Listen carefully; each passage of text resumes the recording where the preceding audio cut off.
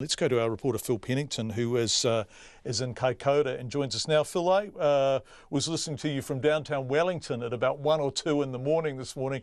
You have had a long day and must have felt numerous aftershocks. What's it like in Kaikoura? What is the damage like there?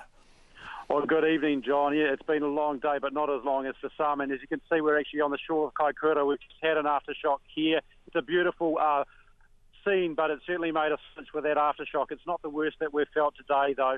Kaikoura, John, it's a mixture. A lot of houses are showing no signs of damage, although we have talked to local people who say that inside it's a different story.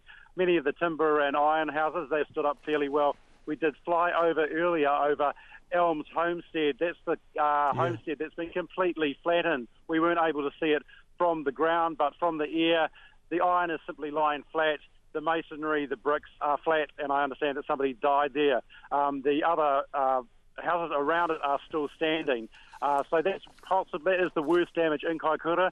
The centre of town, though, is looking fairly normal, except for the road. It's extremely bumpy. There's a few cuts and scrapes that you have to drive around. It goes down to one lane.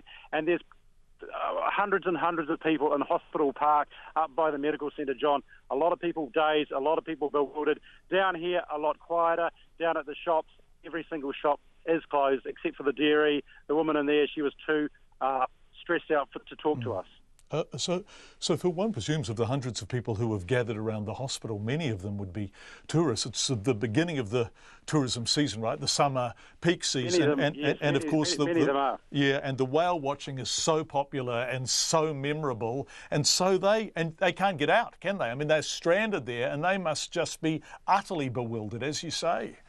They are utterly bewildered, and I think they're very reluctant to leave that higher ground. We talked to a couple from Singapore who were at the aerodrome there. They were the only ones there.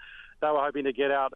We had to inform them that probably the only way was going to be by chopper over the next few days. As we flew down by chopper through Blenheim, Seddon, we had at 20 kilometres south of the Clarence River, huge ruction in the road. There were multiple fissures.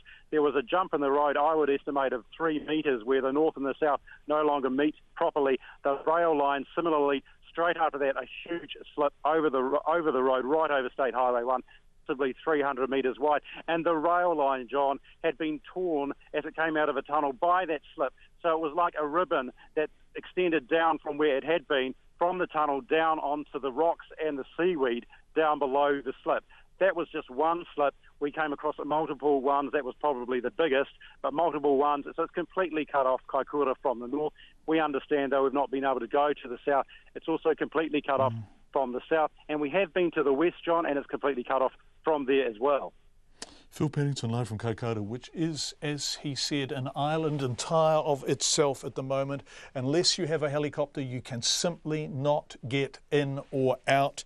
Very good news, though, in terms of the town there in Kaikoura as it begins its busiest time of the year. The damage, according to Phil, and also to other reports we had earlier from Alex Perrottet, who's also been there, not as bad as first feared. Of course, a very, very big tourism industry there, big employer, the whale watching, lots of backpacking, lots of people stop as they go along the coast for crays, and a pretty magic experience. And it does sound like the damage to buildings isn't as bad as first feared.